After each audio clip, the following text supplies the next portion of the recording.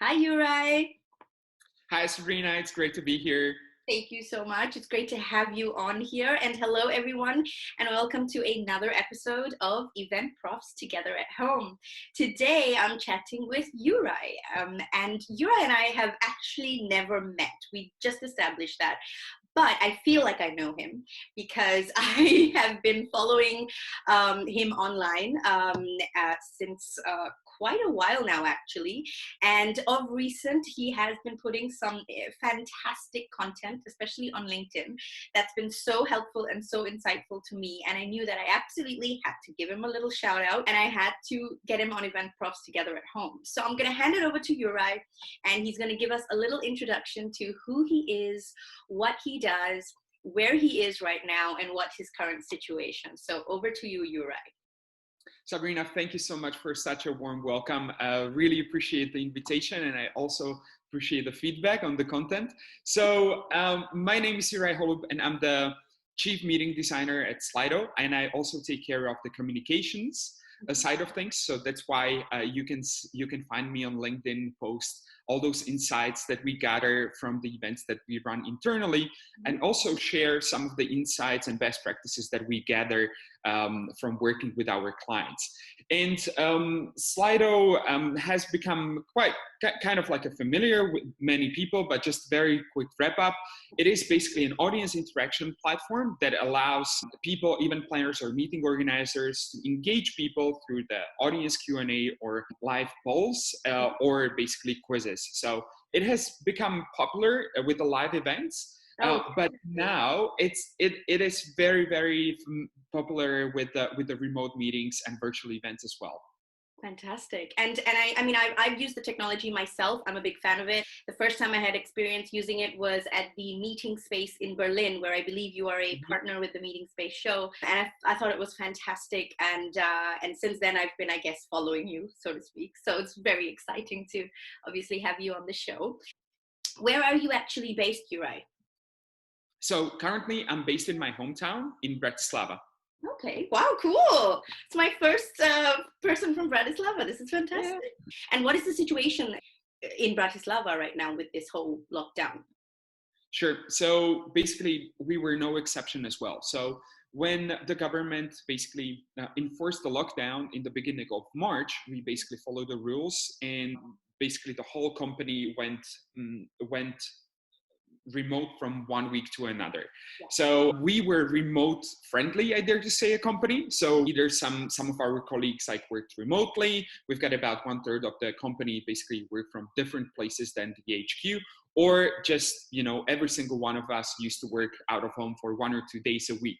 But suddenly we were in a situation that we went really remote. The entire 130 people basically team, and we all started working from different locations. So it's been quite a ride.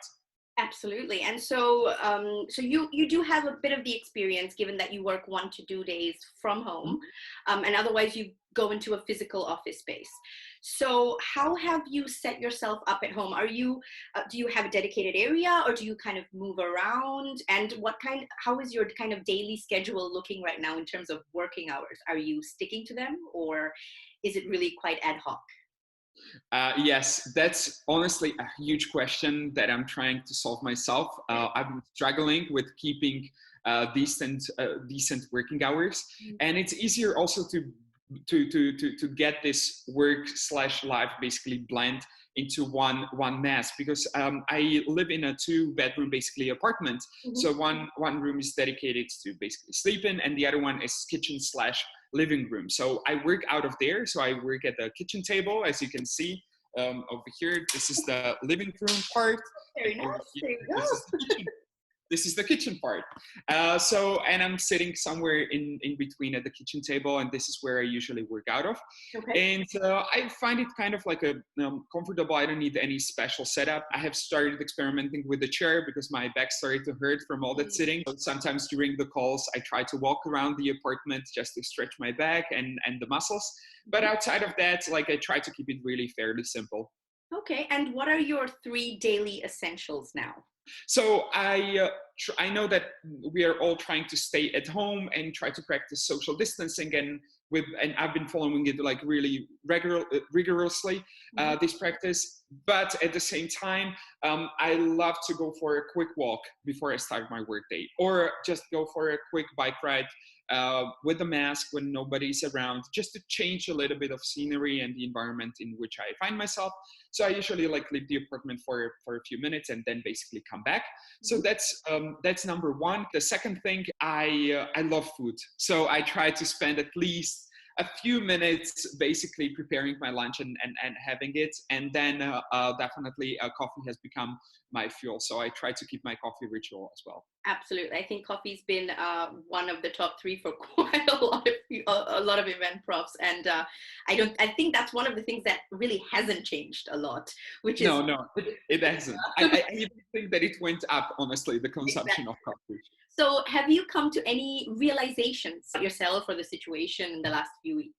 I think work has become very, very personal, because suddenly we are not, taken from our homes and just put in the offices, but we work where we live. And, you hop on a call with your business partners, with your clients, and suddenly they are wearing their favorite, rock band t-shirt, or there is a cat, hopping on their lap, or you get just like a kids, running in the background. And also the conversations, even this like a chit chat at the start of the meeting has become so much more personal. Like people really want to compensate for that lack of, physical contact. So I see it as a great, push towards making work a little bit more personal. Absolutely. And I never actually thought about that way, and you're so right.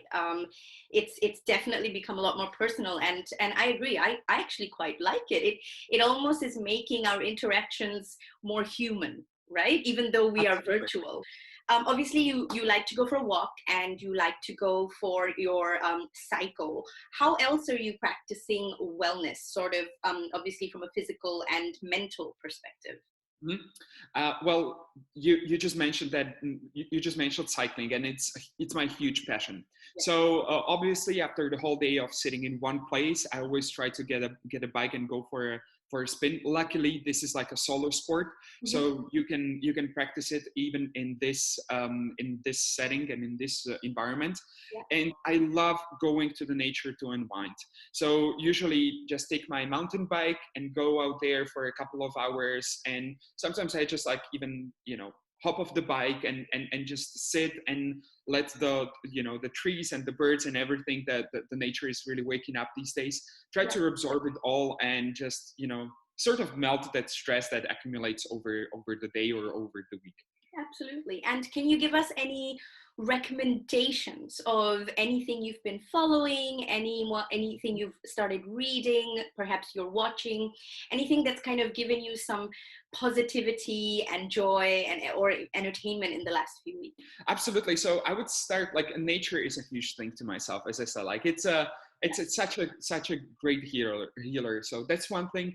The other thing is, like, even we can't meet physically, like I would still recommend keeping in touch with your friends, with your family, even over the phone or over the Zoom, as we just discussed, like even though we can't meet in person, those conversations potentially get even more personal, which is exactly, as you said, like a great paradox.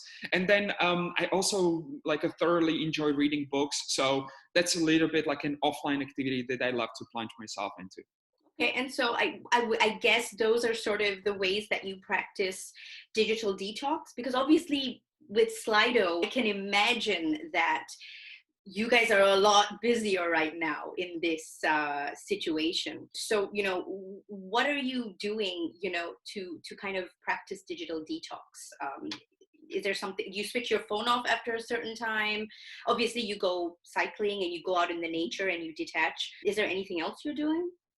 Yeah, in full transparency, this has become a huge challenge to myself. Like coming back to what I said, that I used to work out at home once or twice a week.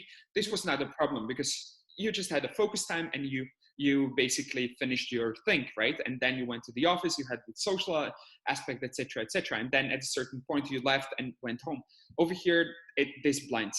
So honestly, I would love to hear some tips from you or from other people how to actually manage that kind of a balance and to get some tips for the digital detox. Honestly, That's interesting. Okay, so I'll tell you what I do. I have yeah. a 6-year-old, so that helps me. Awesome. In that, at a certain point, I can't look at my phone. I can't look at because I need to focus on him, and I give him my time. So I actually, if I'm going to, like, you go outside and engage in some kind of fitness activity or workout, or in certain cases my activity is playing with my 6-year-old, I don't take my phone with me. I put it on do not disturb. Actually, after a certain time in the evenings, not every day, just because sometimes I have to do Twitter chats in the evenings, I basically put my phone on do not disturb after 9 o'clock. And that is pure, it's still digital in that I still watch Netflix. Does that make sense? But it's not like what you mean. Like I'm consuming content, but in a different way where my brain is not as saturated, and what I'm trying to do is actually watch more documentaries on Netflix, as opposed to like a series or a movie. I'm watching things that are a bit more insightful, that are making me think, and that are, they kind of make your brain work in a different way, if that makes any sense. Yeah, absolutely. That's a good piece of advice. Thanks for sharing that. Yeah, no worries. So once this is all over, which I hope is going to be, sooner rather than later, and everything opens up around you again, where is the first place that you're going to go? My huge dream has been South America for a very, very long time. And I even started learning Spanish. And I always wanted to go cycling to the Andes in Patagonia. Wow. It feels like a dream these days, honestly. So this is like a far-fetched dream, honestly, these days. But outside of that, I would just love to, cycle around the neighboring countries, like in the Czech Republic, Austria, Hungary, and just like coming back, just do a quick, like a cycling tour around here, and just, cherish what you have in your proximity, because we've got so many beautiful things like just within the neighborhood, but we always try to go to these super distant places, and sometimes what you're looking for is just outside the door. I completely agree. And for me, it's, obviously I am originally from Singapore, and so I'm always drawn to going back to Asia. But I've realized, I live in Germany, my home is in Germany now, and I've realized that, once this is all over, I am actually going to explore Germany a little bit more, because, I just haven't. And I think a lot of event profs that I've been speaking to have been saying that, it's almost like this has made them so patriotic. In a sense, they want to give back to their local community. They want to explore and do holidays within their local country, and I think that's a beautiful thing. And it's kind of like going back to the grassroots, So which has been great. So this is my last question. Do you have any words of advice for all of us event profs that are in this situation together? Mm-hmm. I think the main message is to really stay positive, honestly, and use this really. I know it's tough because it is not a pleasant situation that we found ourselves in, but at the same time, each crisis brings an opportunity for transformation. On a personal level, when you have a chance to improve on your skill set, to grow as a professional, but also as a company, like try to look for another means, of business, and how to really let this situation basically push you outside of your comfort zone and let it basically grow you. And I'm sure that one day this will be definitely over, and all that hard work that you are going to put together into it right now will basically totally pay off once this is over. I agree, and thank you so much for those fantastic words of advice. And Juraj, thank you so much for your time and speaking with me. Thank you everyone for watching another episode of Eventprofs Together at Home. I'm Sabrina Myers from Hot Hospitality Exchange. Stay inside, stay positive, as Juraj said, develop yourself both personally as well as for work. There are so many things that we can invest our time in, and who knows if we're in the future going to get this amount of time ever again to do that. So yeah, stay tuned for many more episodes of Event Profs Together at Home coming up, and thank you again for watching. Bye. Bye bye. Thank you so much.